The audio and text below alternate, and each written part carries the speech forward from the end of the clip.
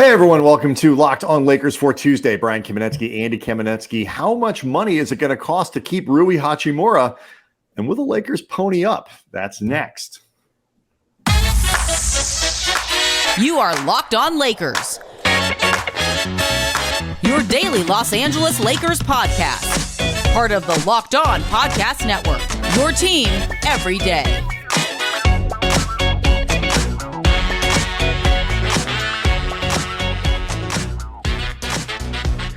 Thanks to everybody for making Locked on Lakers your first listen of every day, Monday through Friday, no matter how or where you get your podcast. It's always going to be free. It's never going to be behind a paywall. Locked on Lakers on YouTube is where you can go to see the show, hang out with over 17,000 subscribers, all of whom are engaged in the Lakers offseason. Please leave us comments, leave us questions. We really want to use those on the show and involve you guys in the show as much as possible. Plenty to get to today, as you see on the rail. If you're watching on YouTube, we'll talk Fred VanVleet, who became the first of the option players, the player option guys, to opt out of his deal and now will hit the market in free agency.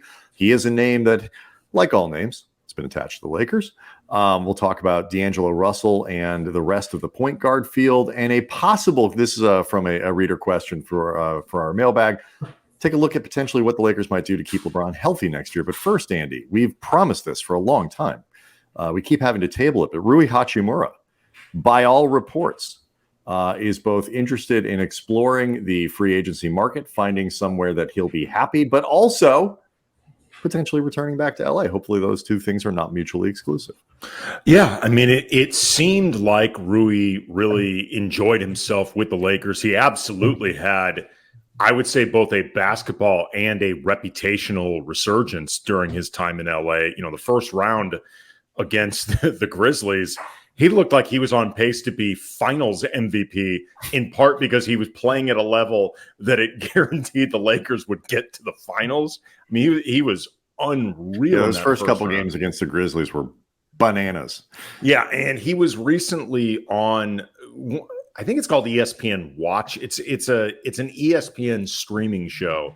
He was on with Sabonis, and he, first of all, he confirmed this funny story that I don't remember who from ESPN had said he had heard, but that Mark Few, the coach at Gonzaga, one time was yelling at Rui Hachimura, and this is when he first got to Gonzaga, really didn't speak a whole lot of English, and he yelled at him for making a dumbass play, but he thought he said a dumbass play, as in Domas Sabonis, who had played before him, Domantas Sabonis, at Gonzaga, and that would be a really good guy to be compared to. So Rui's grinning ear to ear after being told he just made a dumbass play because he thinks Mark Few is really excited for him. But anyway, he also said that, quote, "The reason why I requested that trade from the Wizards is I wanted to be somewhere I could be happy and play basketball, that liked me as a player, that believed in me. And the Lakers were one of the teams that was really interested in me. My agent and the team did a really good job, and I went to the Lakers, and it was a crazy season for me.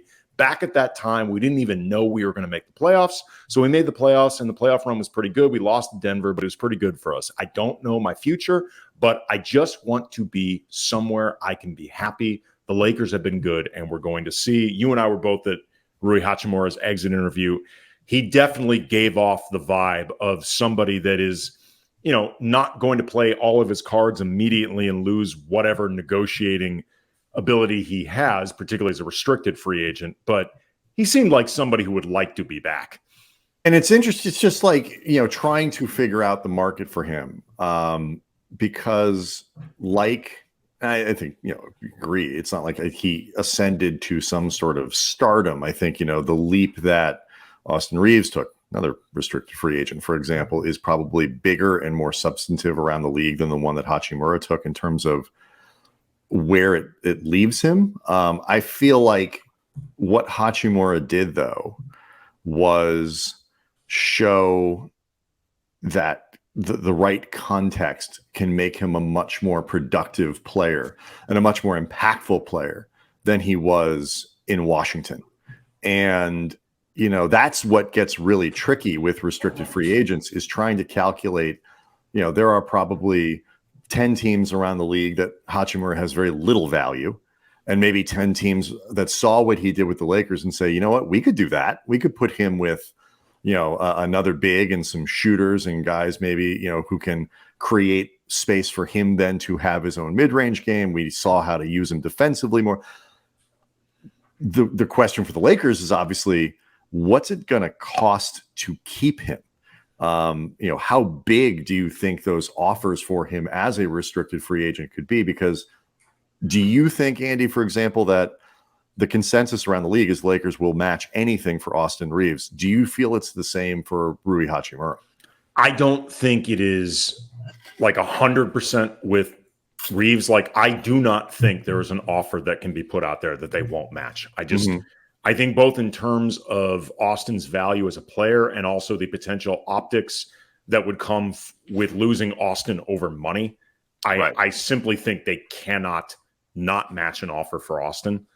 As far as Rui goes, I don't know if it's as 100% as it would be for Austin, but I'd say I'm about 80, 85% sure they're going to match any offer they get, in part because I don't think the offers for Hachimura are going to be insane to begin with. So I feel like the Lakers are going to be put in a position where they should match the offer from a basketball perspective, and they should match the offer from we need to look like we are serious about what we're doing perspective. But I think if an offer comes on the table that's like $15, $17 million a year, they should match that offer for Rui. And I think it's a mistake if they don't. Could something come in at, say, 24 years? I think it could. I would be surprised if it did, particularly with the new CBA creeping up and some of the harsh penalties that come with it. And as you mentioned, there probably is some degree of perception that Rui would be specifically valuable for the Lakers, maybe more so than he would be for other teams. The flip side could be, just goes to show what somebody could do if they are outside the chaos that is the Washington Wizards. Chaos and unrelenting mediocrity. Yeah.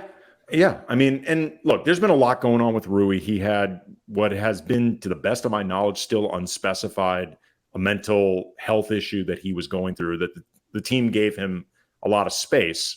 But I imagine that also played at least some role in the inconsistencies that we saw with Rui during his career. He may also just not have been, worthy of his draft position. I believe he was 6th overall. But if he plays at the level of what he did with the Lakers and some of the utility that they seem to unlock, maybe some credit goes to Phil Handy. Also some credit to LeBron, who by all accounts was really Darvin. Yeah, and Darvin as well. I'm just saying those are the two people specifically you heard a lot about, Phil Handy and LeBron, in terms of the relationship with Rui. I think on a lot of different levels, the Lakers need to keep him around, and therefore, short of an insane offer that I don't think is going to come in anyway, will match whatever. All right, well, let's look at what that might look like and kind of where Rui stacks up in that free agent class of power forwards, because that's obviously relevant. And I've got some thoughts too. A lot is being written about the potential of the new CBA to impact all kinds of deals in ways that actually could go benefit the Lakers. So we'll get to all those things next.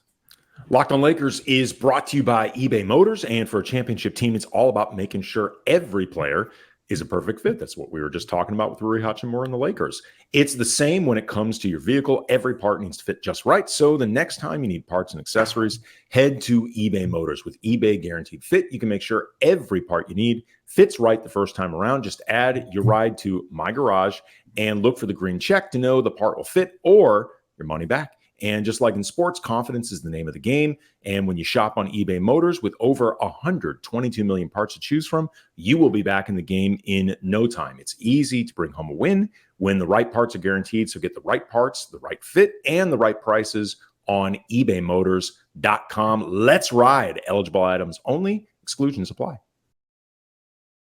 Quick reminder, this episode also brought to you by FanDuel Sportsbook, the official sportsbook of Locked On. Make every moment more. Visit FanDuel.com/LockedOn today to get started. So as a point of reference, Andy, again, because you're better at this than I am, but I am terrible at the how much is this guy going to get paid game. Hachimura, at least on Hoops Hype's rankings, we talked a little bit about Hollinger's point guard rankings, which may touch on again in the context of this conversation, and the Fred VanVleet news on Monday. But Hachimura is ranked as the 8th best power forward on the market this offseason. That's behind Porzingis, who was a player option, Draymond Green, who was an option, Jeremy Grant, who is a genuine unrestricted free agent, Kyle Kuzma, Cam Johnson, Harrison Barnes. Everybody forgets about him. Solid player. Christian Wood, and then Rui. Now, you can argue about the order here and all that other stuff, but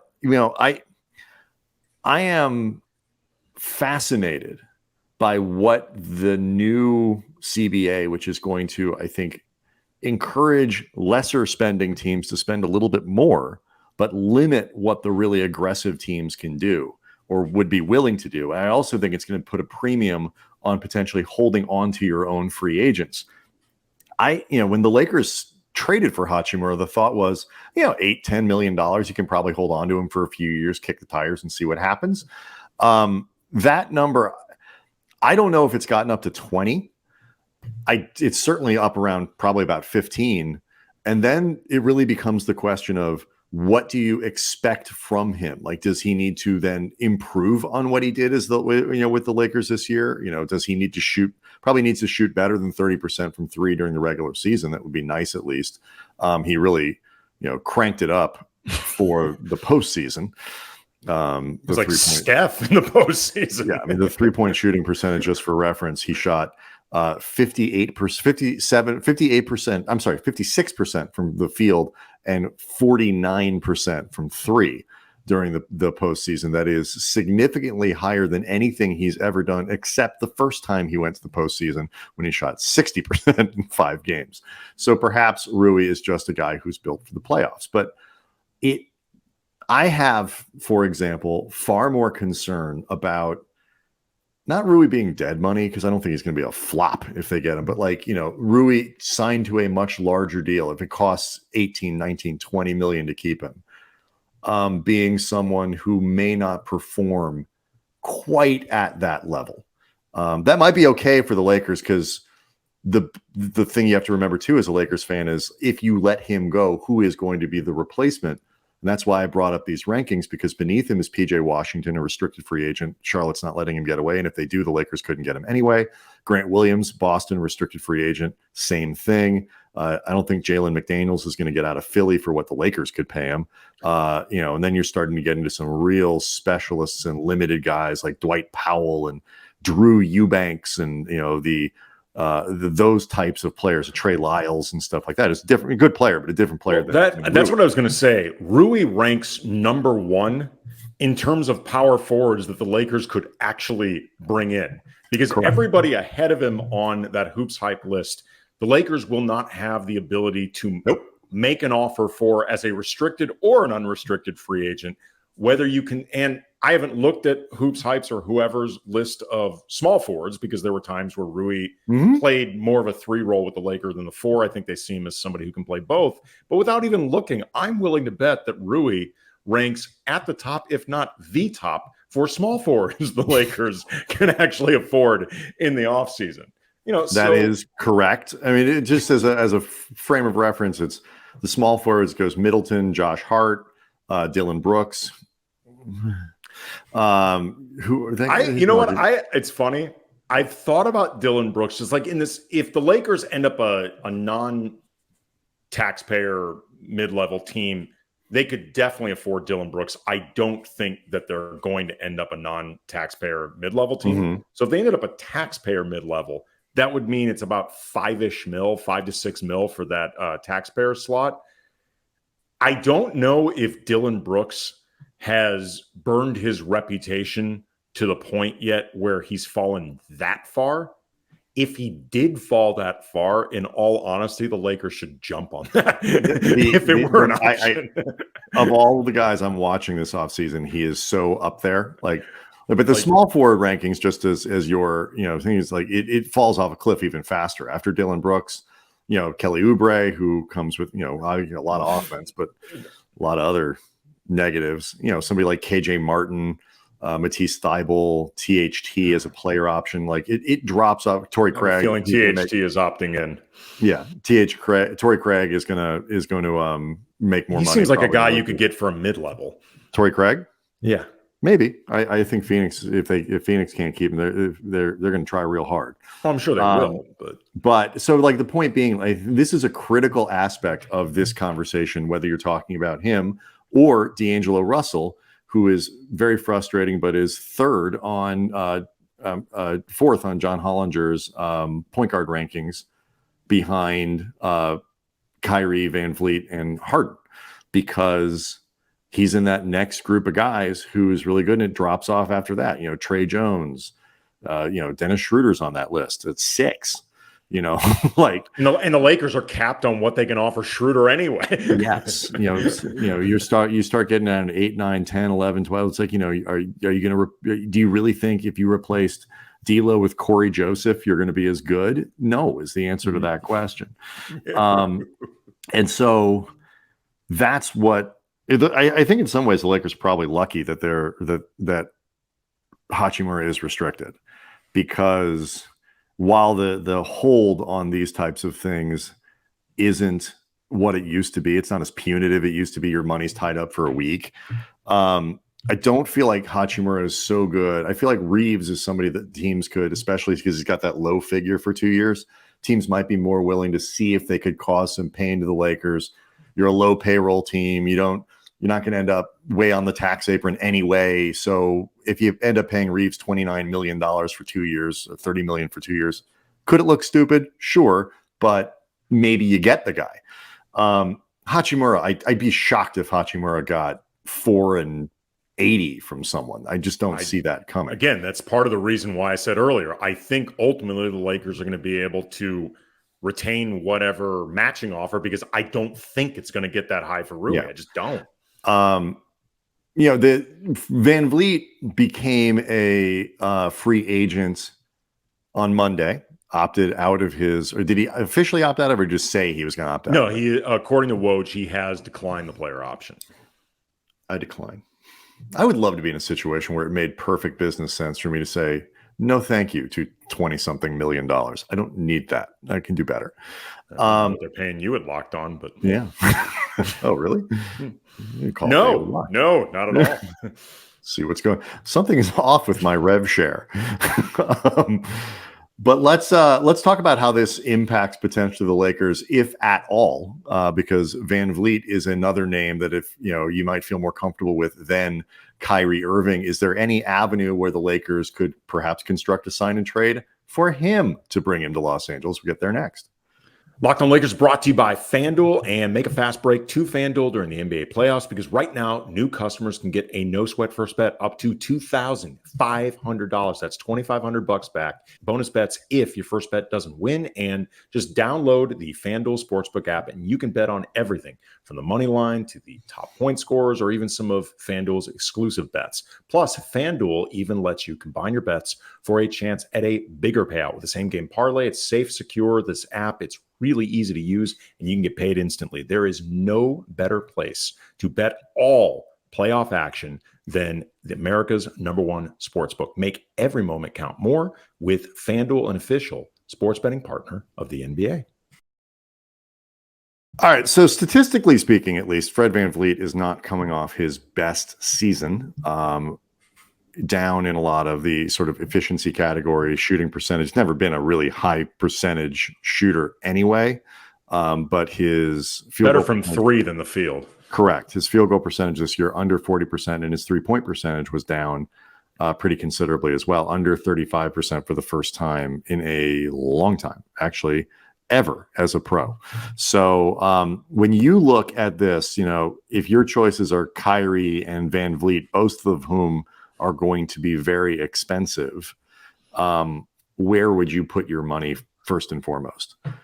Ignoring the context of salary cap ramifications. Just which player would you rather have? VanVleet, because he's the one that I worry less about in terms of just waves arms around. Like, comes with his own risk. I mean, he's a guy who does not play a ton of games either, and I could see him getting more brittle as he gets older and all that stuff. Right. Although he is still 29. He's not going to be 30 until next year. Sure. So, he's, if nothing else, played 70 games once. Right. He is, if nothing else, still at an age where you can have some hope. But again, if I have to choose between a long-term deal with VanVleet versus a long-term deal with Kyrie, even if I don't feel in certain respects great about either, I'm going to choose the guy that I'm 100% sure wants to play professional basketball for a living as like a serious thing. So that's where I'm going. Fair. I think that's fair. Next question though is there any avenue? The sign and trade for Kyrie thing is far-fetched to say the least. The only way the Lakers could bring VanVleet to LA, short of Freddie just saying, I desperately want to play there, your mid-level is fine, or hey, let's just do the veterans minimum thing, would be through a sign and trade. He will be attached to the Lakers. It will come up as a potential destination for D'Angelo Russell. I don't see it. Do you? I mean, okay.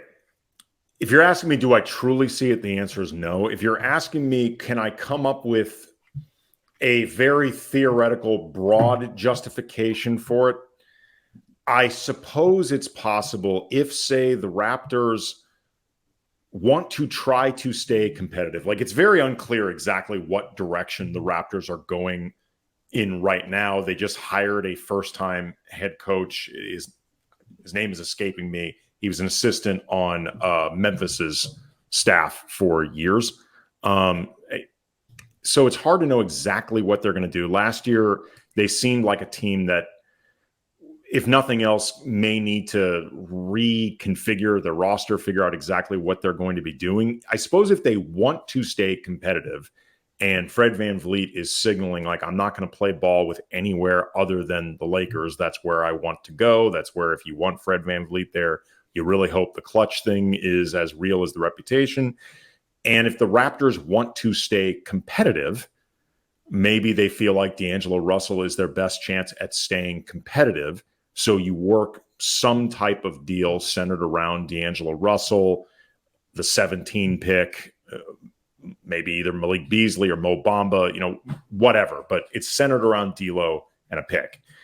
If the Raptors are looking to blow it up, start over, and VanVleet still, though, wants to go to the Lakers and the Lakers only, and they want to try to get something for it, then maybe it's Bamba and Beasley to match the salaries, the 17th pick and a future pick, or Max Christie, or something like that, where the Raptors, where they don't want D'Angelo Russell because they don't want to take on the money. Well, they don't want to take on the money, but it also doesn't make sense for them if they're looking to rebuild to have correct. Because you're clogging yourself up with and you're looking to get worse. And D'Lo is a good enough player that he doesn't help you if you're actually thinking about future drafts, capital, and stuff like that. So those are if you're asking me to squint and come up with a way that I could rationalize it, sure. I also talk a lot of nonsense. Like, that's part of what I do. Well, we're very imaginative and creative. Yeah, that's part of what we do is we imagine scenarios and think how things could happen if you do this for a living long enough. What you really learn, and this explains a lot of sports media now, you can debate anything. You can make a case for anything. Yes, we're all worse off for it. Darko Rajakovic. I'm not totally sure that's how it's pronounced, but that is the head coach of the Raptors. Sure. If you're asking me, though, if I think the sign and trade scenarios involving the Lakers and Fred VanVleet are likely for any reason other than VanVleet is saying, I'm going to the Lakers one way or the other, or the only way I'll play ball with you is if you send me to the Lakers. Otherwise, I'm walking, and you get nothing. Yeah, I mean, it feels more plausible to me than the Kyrie stuff, but both of them feel incredibly implausible. Actually, the difference to me with Dallas is if Dallas has to choose between taking on D'Angelo Russell and whatever else versus taking on the cap space that comes with Kyrie walking, I think they're better off with the cap space. Toronto, I don't think is going to have enough cap space from Fred VanVleet walking to help themselves out. And they'd have to get rid of everybody. They see how it goes, and Anunoby goes, all that right. stuff. I think they just leave themselves in limbo. That to me, I don't know the Raptors books off the top of my head, but I think that would be the difference. Dallas is better off letting Kyrie walk than take on a deal they don't really want. It just goes to show, I mean, like, there is no amount of times that we can say this. Sign and trades are really hard to pull off. They're especially hard to pull off with what the Lakers have in terms of capital. And ultimately, I think the best avenue, and we'll start maybe exploring these things for them to make trades that improve the team, I guess, is the pick. And a lot of people after our draft reaction show really wanted to hold on to that. We'll try to get into that later in the week. But are the contracts of Malik Beasley and Mo Bamba for lesser players? And the 17th pick, the 2020 whatever that they have left, whatever they can trade in draft capital. But I think that is the avenue for it. We did not get to the question today about LeBron and potential load management, what that could look like. We'll do that for Wednesday. Please keep those questions coming, though. Comments on the YouTube page, Locked On Lakers, of course, on YouTube, is where you can go to see the show every single day that we do one of these bad boys. And we will see everybody on Wednesday.